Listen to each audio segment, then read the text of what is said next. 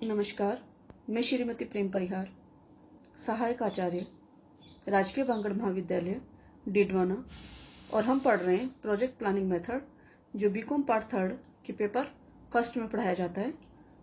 पिछले वीडियो में हमने पे बैक पीरियड के बारे में पढ़ा था और वह पे बैक पीरियड हम एक ही प्रोजेक्ट के माध्यम से ज्ञात कर रहे थे।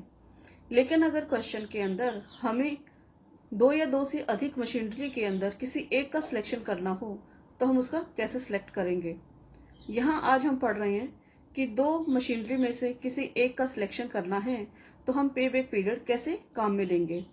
इसको करने से पहले हम क्वेश्चन पढ़ लेते हैं।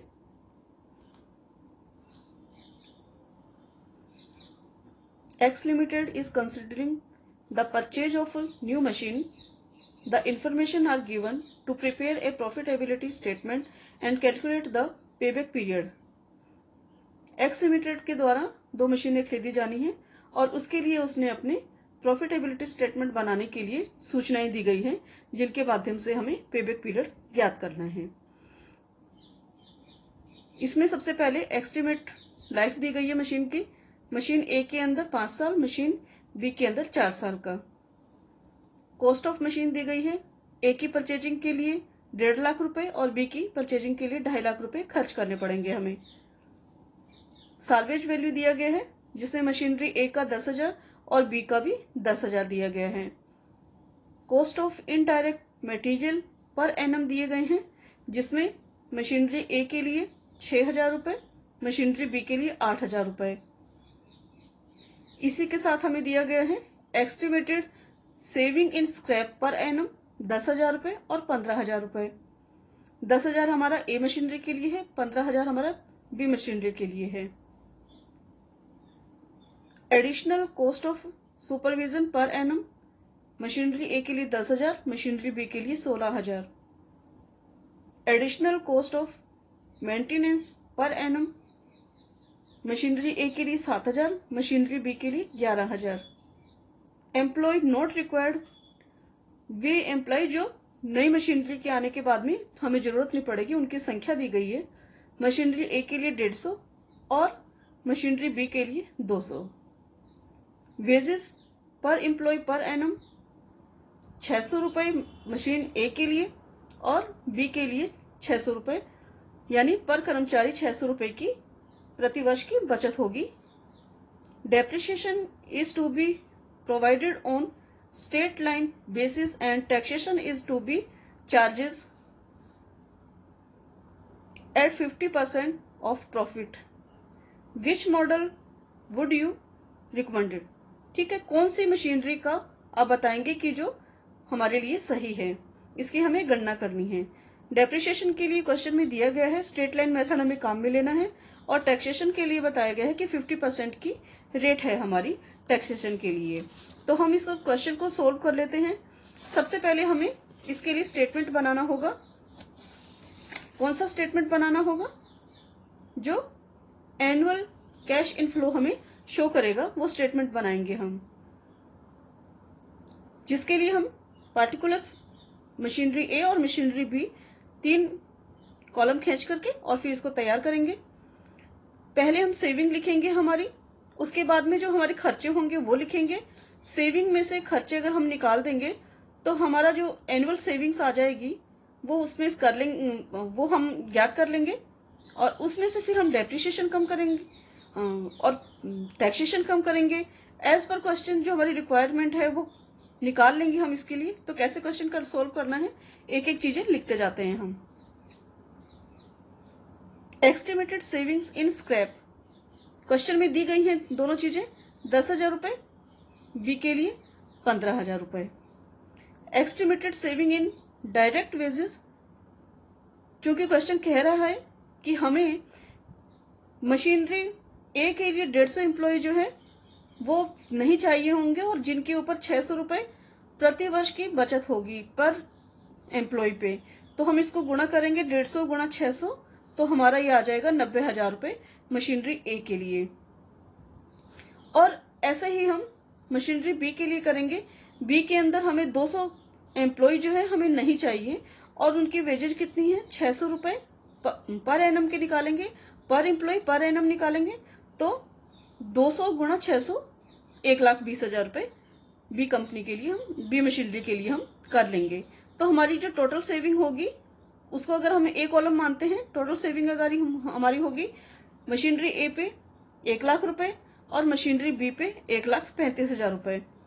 ऐसे ही हम हमारी एडिशनल कॉस्ट निकाल लेंगे इसके अंदर, क्योंकि हमने क्वेश्चन में यही समझाया था पेबैक पीरियड में आपको कि दोनों चीजों को हम गणना करके और फिर हम हमारे पर एनम इनफ्लो की गणना करेंगे, कैश इनफ्लो हमारा कितना हुआ उसकी गणना करेंगे हम।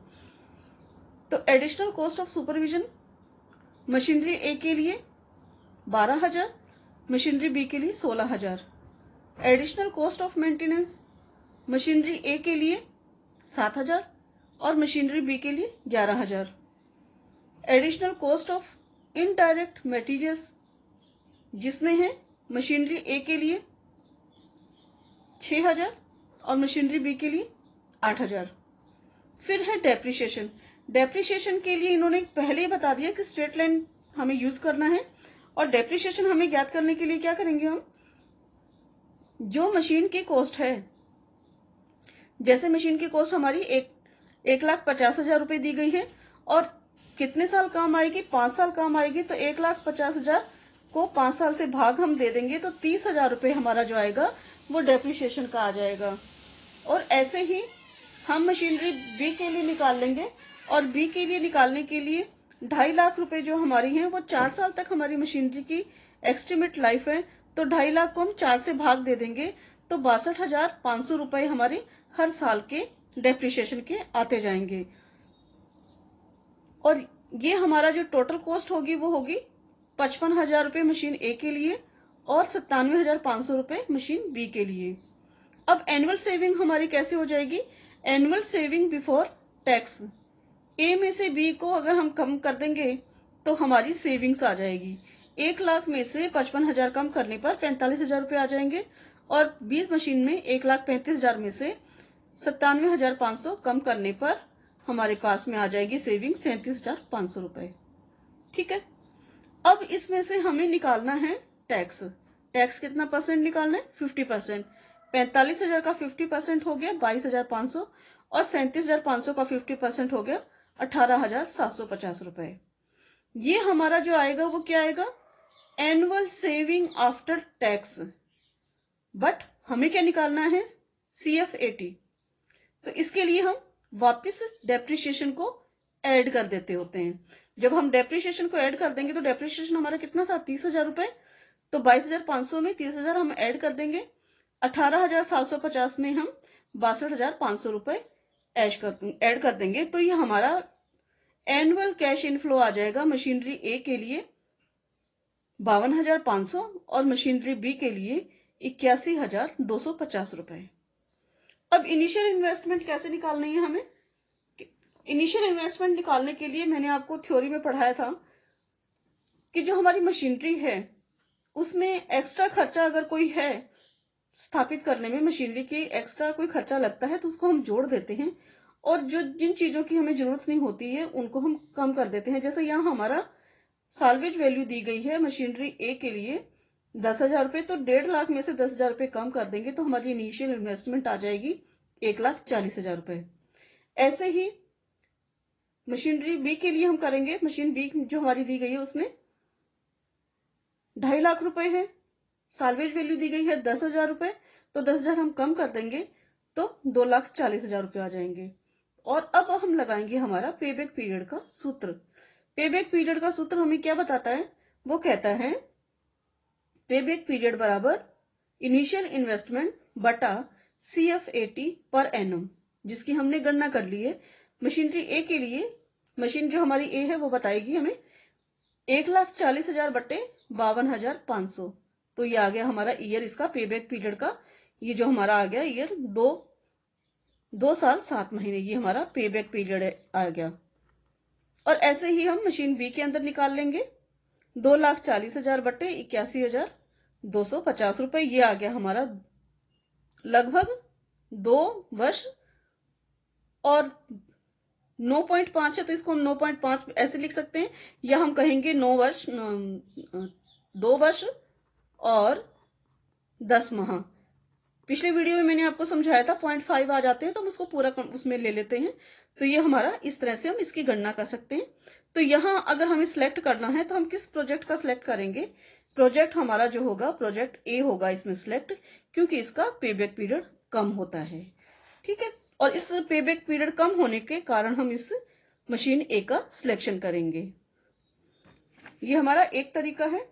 और दूसरा तरीका इसके अंदर एक और है कि हमने इसके दोष के बारे में पढ़ा था, जिसमें हमने कहा था कि हम इन सभी को सिलेक्ट नहीं कर सकते हैं, क्योंकि कई बार ऐसा हो जाता है कई बार कि कोई मशीन, जैसे हमने बहुत कम समय की चयन कर ली है मशीनरी, लेकिन उस मशीनरी के चयन करने के बाद भी हम देखते हैं कि पोस्ट पीरियड के अंदर भी बहुत सारे प्रॉफिट होते हैं, और उन प्रॉफिट्स की गणना करने के लिए हम लोगों को ध्यान देने की आवश्यकता है। ये पेबैक पीरियड के अंदर हमने सुधार किया था, और इस पेबैक पीरियड में सुधार करने के लिए हमने एक नई कैलकुलेशन जो है वो निकालनी है। और उस कैलकुलेशन के अंदर हमने क्या किया था? उस कैलकुलेशन में हमने आपको बताया था कि जो पेबैक पीरियड गणना के बाद का जो समय है, जैसे 2 वर्ष बाद भी अगर वो लाभ दे रही है, 3 वर्ष बाद भी अगर वो लाभ दे रही है, तो उन लाभों की गणना हमें कर लेनी है।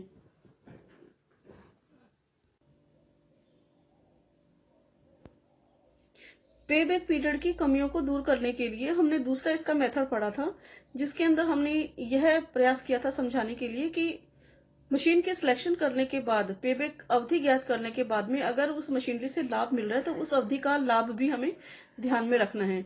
उसको समझने के लिए हम एक क्वेश्चन देख लेते हैं। A Limited is considering the purchase of a machine.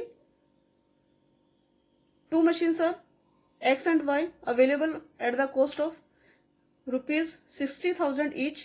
Earning after tax and before depreciation is, ये आपको दी गई है, जिसके अंदर 5 साल के मशीनरी के अंदर इनकम हमें कैसी हुई है, कैश फ्लो हमारी कैसी हुई है, वो दी गई है। मशीनरी एक्स के अंदर पहले साल में 25,000, दूसरे में 20,000, तीसरे में 15, चौथी में 20,000 और 5वीं साल के अंदर 20,000। मशीन वाई के अंदर एक्स में 10,000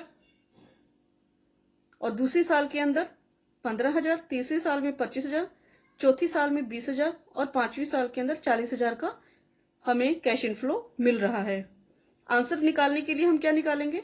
दोनों मशीनरी के लिए हम CFAT कम्युलेटिव निकालेंगे। तो स्टेटमेंट बना लेते हैं हम इसका, और स्टेटमेंट के अंदर हम मशीनरी एक्स और मशीनरी वाई दोनों का अलग अलग लिख लेंगे कि मशीन एक्स क्या कह रही है और मशीन वाई का कैश इनफ्लो क्या कह रहा है। पहले साल के अंदर 25,000 है, दूसरे साल के अंदर 20,000 है। सारे हम लिख देंगे जैसे क्वेश्चन के अंदर दिया गया। सब लिखने के बाद में कम्युलेटिव करेंगे हम इसको।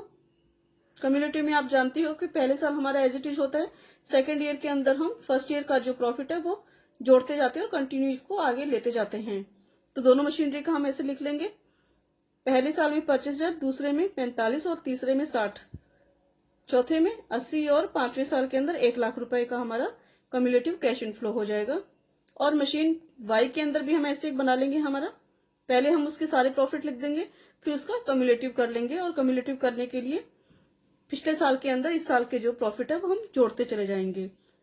अब पेबैक पीरियड निकालना है, तो एक्स मशीनरी के अंदर पेबैक पीरियड बिल्कुल सिंपल सा निकलता हुआ दिखाई दे रहा है, क्योंकि 60,000 रुपए का खर्च किया है हमने, और 60,000 रुपए जो हमारी तीसरी साल में ही कवर हो जाते हैं। CFAT जो हम देखते हैं कम्युलेटिव, उसके अंदर तीसरी साल में ही कवर हो जाते हैं। तो सीधा सा आंसर आ गया कि एक्स मशीन जो है हमारी पेबैक पीरियड उसका 3 साल है। लेकिन वाई मशीन का निकालने के लिए हम क्या करेंगे? वाई मशीन में हमें 60,000 रुपए चाहिए, इनिशियल इन्वेस्टमेंट है हमारे, तो तीसरे साल के अंदर हमें कितने कवर हो रहे हैं? 50,000 रुपए कवर हो रहे हैं, हमें 10,000 और चाहिए। तो 3 साल तो हमारे पूरे हो गए, और उसके बाद में हम पिछले उस वीडियो में मैंने आपको तरीका बताया था, चाहे तो हम वैसे कर सकते हैं, या फिर हम कर सकते हैं कि ये जो 20,000 रुपए हैं हम पूरे साल भर में कमाते हैं, तो हमें 10,000 कमाने में कितना टाइम लगेगा, यानी कि 6 महीने लगेंगे। तो हमारा ये जो क्वेश्चन होगा वो होगा 3 साल 6 महीने का सेकंड मशीनरी के अंदर सिलेक्शन हो गया। और अगर हम सिंपली पेबैक पीरियड के अंदर सिलेक्ट करते हैं किसी मशीन को, तो हमारे यह आंसर होगा एक्स का। पर चूंकि हम इसके अंदर क्या करना चाहिए हमें? Calculate the post payback period profitability, यानी कि पेबैक पीरियड के सिलेक्शन के बाद भी अगर प्रॉफिट हमें हो रहा है मशीन के अंदर, कि कोई प्रोजेक्ट हमारा ऐसा है कि हमें प्रॉफिट दे रहा है, तो हमें उसके बाद की स्थितियों पर भी विचार करना चाहिए। तो यहाँ हम देखते हैं हमारे आंसर के अंदर कि यहाँ इस क्वेश्चन के अंदर मशीन एक्स के अंदर जो है चौथे साल में 20,000 कमा रहे हैं हम, और 5वें साल के अंदर भी 20,000 कमा रहे हैं, यानी कि हमें इन 2 सालों के अंदर 40,000 का लाभ मिल रहा है। और दूसरी स्थिति के अंदर हम मशीन वाई के अंदर देख रहे हैं, तो चौथे साल के अंदर हमें 10,000 का लाभ मिल रहा है। चूंकि 10,000 का तो हम पहले ही उसमें कवर कर चुके हैं, शेष जो 10,000 बचे हैं वो हमारा प्रॉफिट हो गया पोस्ट पेबैक पीरियड के लिए। और 5वें साल के अंदर हमें लाभ कितना मिल रहा है? 40,000 का। तो यहाँ अगर हम देखते हैं पोस्ट पेबैक पीरियड की प्रॉफिटेबिलिटी को ध्यान में रखते हुए अगर हमें सिलेक्ट करना है किसी मशीन को, तो यहाँ हम मशीन वाई का सिलेक्ट करेंगे, क्योंकि यहाँ पे मशीन वाई जो है हमें 50,000 रुपए ज्यादा लाभ दे रही है, जबकि मशीन एक्स जो है वो सिर्फ 40,000 रुपए का लाभ हमें दे रही है। तो दोनों ही कंडीशन अगर क्वेश्चन में पूछी जाए, तो पेबैक पीरियड का अगर पूछा जाए तो पेबैक पीरियड के अंदर तो हमें मशीन एक्स का सिलेक्शन करना है, लेकिन post payback period profitability method अगर पूछा जाए तो वहां हमें मशीन वाई का सिलेक्ट करना है। और इस तरह से हम बाकी अपने क्वेश्चन सोल्व करते जाएंगे। बहुत इजी टॉपिक है और मुझे लगता है कि आपको समझ में आ गया होगा अच्छे से।